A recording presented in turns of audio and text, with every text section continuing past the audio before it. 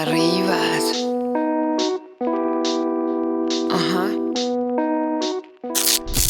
Minchia, che silenzio Italia, strade deserte, ma deserte. Io sono fuori perché sto portando il CP a fare la passeggiata, la pisciata. Però, è strano, sta desolazione, sta arietta fresca che è tornata su, bene, dai che se continua così con l'inquinamento, intendo, magari quest'estate anche ci salviamo. E non le puoi vedere, ma il cielo è strapieno di stelle, che figata, bellissimo. Le puntine del mondo, spezzoni a caso di una vita a caso.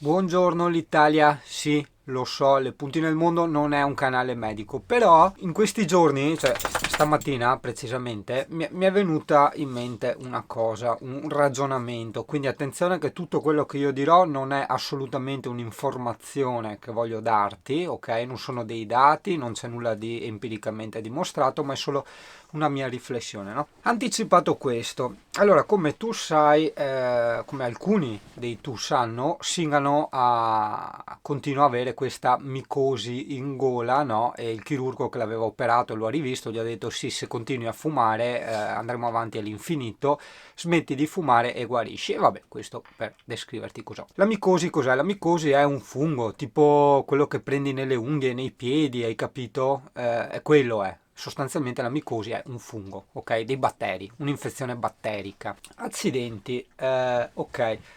Ok, allora io adesso ho fumato l'ultima sigaretta e di questo ne parleremo dopo. Il medico mi ha ricaricato nel codice fiscale la ricetta per l'antibiotico, per l'altra roba, in più mi prenderò se c'è in farmacia anche un antimicotico spray, ok? Quindi una cosa per queste micose in spray, perché fino a prima utilizzavo i propoli, ma non so neanche se è corretto utilizzarli. Però vabbè, te la sto allargando perché allargando ci possono essere sempre delle informazioni che interessano a qualcuno.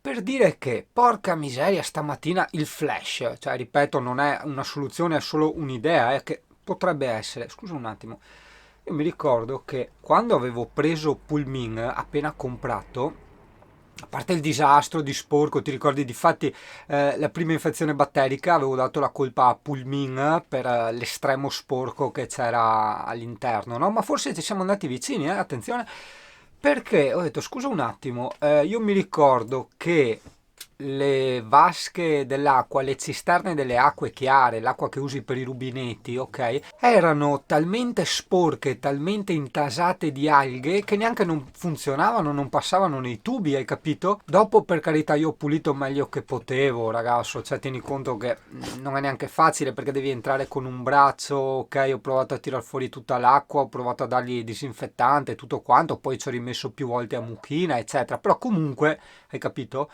I serbatoi erano presi in condizioni veramente estreme. Bravo, bravo.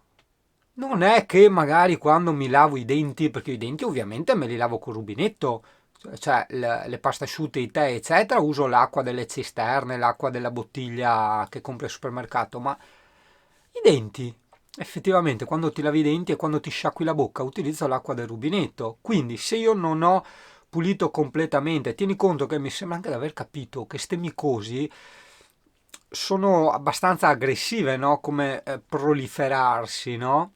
Infatti per questo la voglio anche curare subito, proprio perché non scenda, non vada in altri posti più fastidiosi, insomma, ecco, no? E ho detto, cazzo, io adesso sinceramente non so neanche come fare, perché ho i serbatoi tutti e due strapieni adesso, e andrò in farmacia per prendermi appunto le medicine per la micosi, l'antibiotico, eccetera, e già che ci sono, se c'è, mi ricompro la mucchina, quella lì da mezzo litro, e intanto la ributto. Non credo, sai, sia la soluzione definitiva.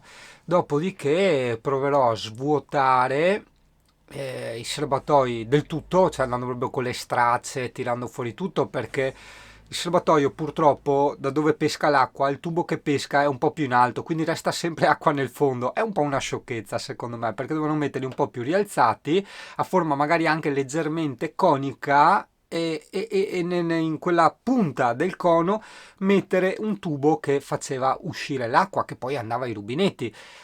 A me dispiace insomma essere sempre io che invento ste robe per camper, però insomma non che vuol tanto, voglio dire, cazzo, non mi sembra una roba che hai capito? In più anche, insomma, per effetto caduta dovrebbe anche avere una maggior forza e aiuto alla pompa dell'acqua che porta ai rubinetti, però vabbè, quello è un dettaglio insignificante. Il punto è che così facendo non ci sarebbero fondi, sporcizie e se uno deve svuotare il serbatoio lo svuota al 100% o al 99%, insomma, ecco, 98%. Vabbè, io sono sicuro che molti dei potevano darmi un'ottima soluzione per come pulire i serbatoi, però questo video, ora che lo monterò, sarà pronto, lo caricherò e sarà arrivato il giorno della sua programmazione, passerà del tempo e quindi io avrò già fatto.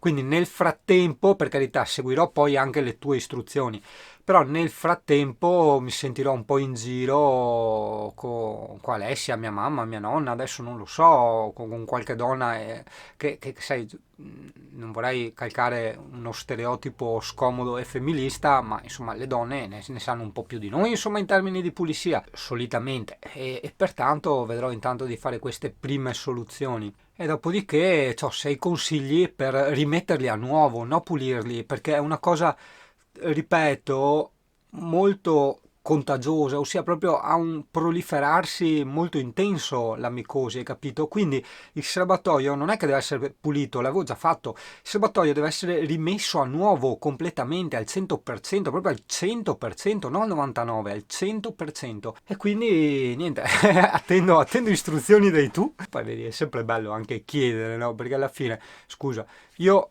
sono in un canale bene o male informativo, tra virgolette, no?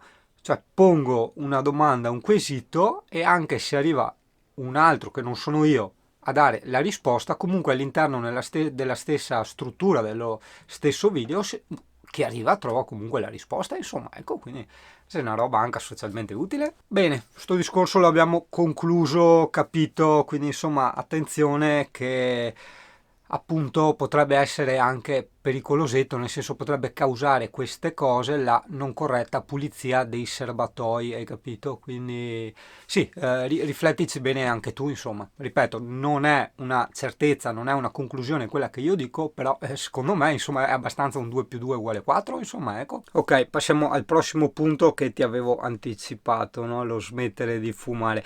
Adesso non vorrei fare tutte le puntate contro il fumo, però insomma secondo me è una cosa importante anche per capire il funzionamento della nostra psiche e delle nostre abitudini. Quale esempio migliore della tossicodipendenza da tabacco, insomma, ecco. Allora, come tu sai, io ho letto il libro di Alan Carr 2 volte, ok? Come smettere di fumare è facile se sai come farlo. E la prima volta ho continuato a fumare dopo la lettura, l'ho riletto la seconda volta e ho ricontinuato a fumare, molto probabilmente perché, come dice lui, non ci si attiene alle sue regole, ma grazie al cazzo a tenersi a una regola può essere la stessa regola che mi impongo io, non fumare, cioè grazie al piffero, insomma, voglio dire, siamo punto a capo. Comunque la cosa interessante che ho poi risentito da altri psicologi, no, che te parlavano di questo problema su YouTube è la predisposizione mentale necessaria per poter smettere di fumare. Tutti, come Alan Carr, giravano attorno alla stessa identica cosa, ossia la predisposizione mentale, ossia di nuovo non solo la determinazione iniziale a smettere di fumare, ma e questa secondo me è una cosa molto molto interessante, perché noi adesso stiamo parlando del fumo, ma se ci pensi la puoi trovare in tante altre cose, spiegata da altri personaggi, e la puoi comunque riutilizzare in altre cose, in altri contesti. E questa cosa cos'è? Loro dicono: tu praticamente non riesci a fumare, prendiamo come esempio il fumo, perché veramente lo puoi allargare sto discorso.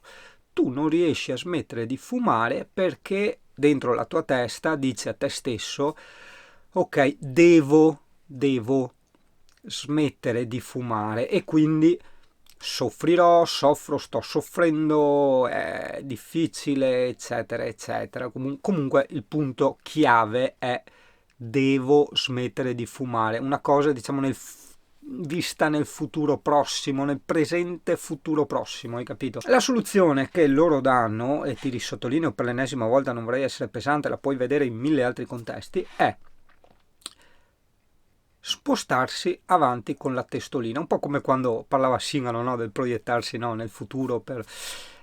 E loro dicono, tu sei già un non fumatore, cioè devi vedere la storia come un non fumatore, ossia come un individuo che ha già raggiunto il successo, che ha già raggiunto il punto a cui si era stabilito di arrivare, ok? Tutte le crisi di astinenza, eccetera, che ti verranno su, tu sempre secondo loro, cioè le difficoltà che vengono, le difficoltà che attraversano il tuo cammino, mentre tu ti sei già predisposto in mente che sei già arrivato col cammino alla meta, no? Devono essere viste come delle piccole sofferenze di un qualcosa che non ti appartiene più e di un qualcosa che andrà a cessare, perché tu sei già diverso, tu sei già un fumatore. Io questa cosa l'avevo già letta velocemente in un libro che mi sembrava inizialmente anche una bazzanata, non mi ricordo neanche perché l'avevo preso, era tipo, passato molto tempo, era tipo come diventare ricchi, come aver successo, cioè una cosa del genere, no?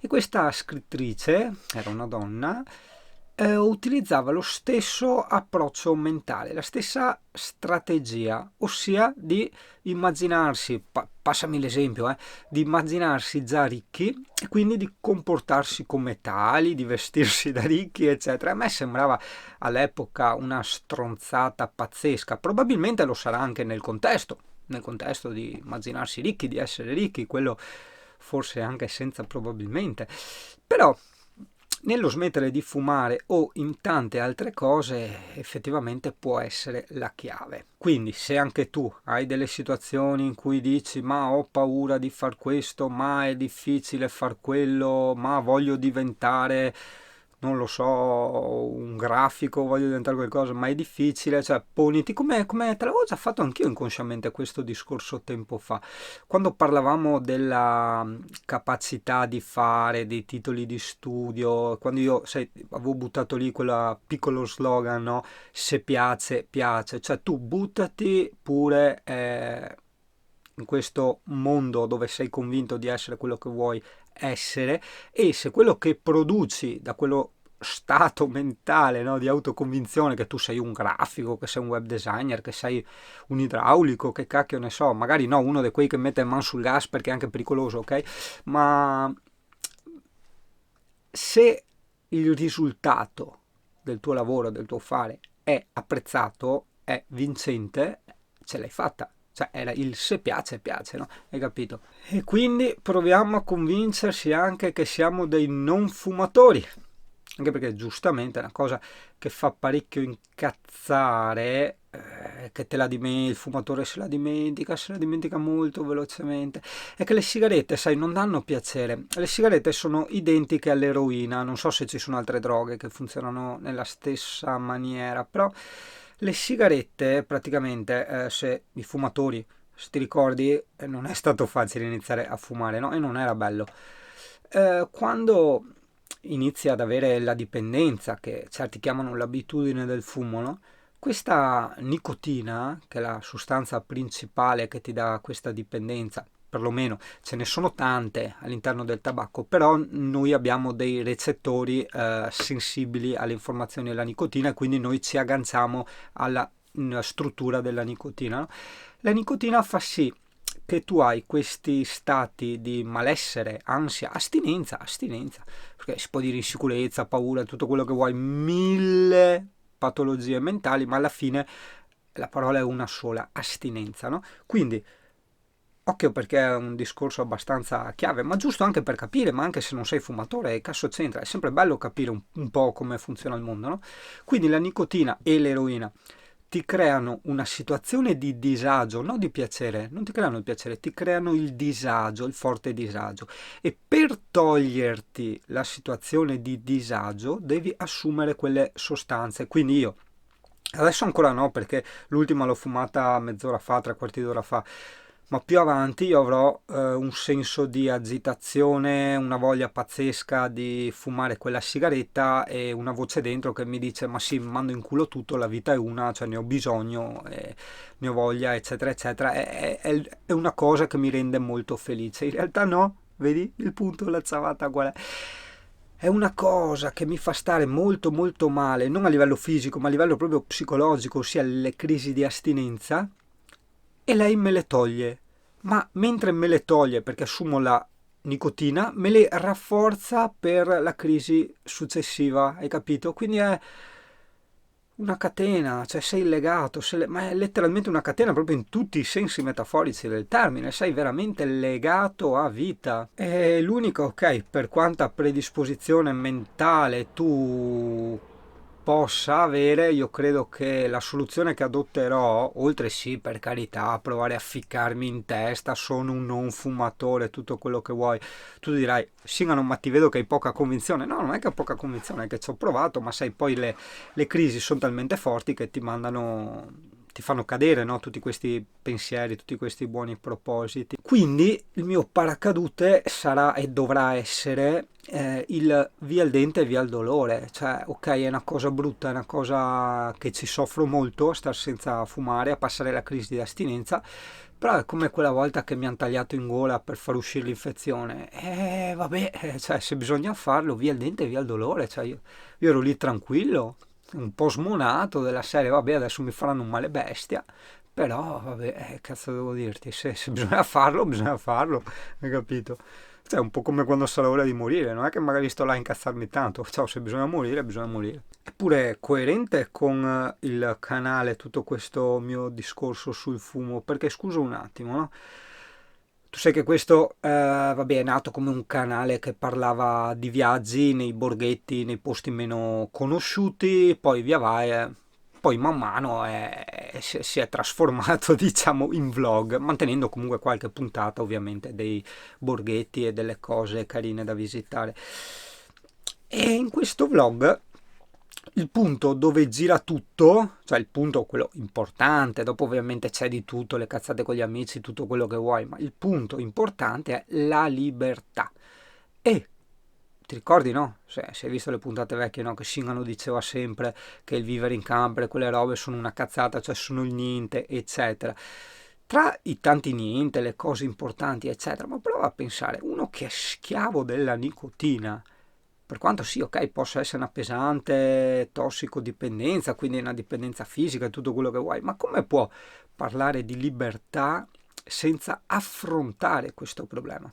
Cioè, il riuscirci poi è soggettivo, può variare e cambiare da tante cose, no? Però il provarci, cioè il combattere, come si può? E quindi io sento che sto facendo una cosa molto tipica.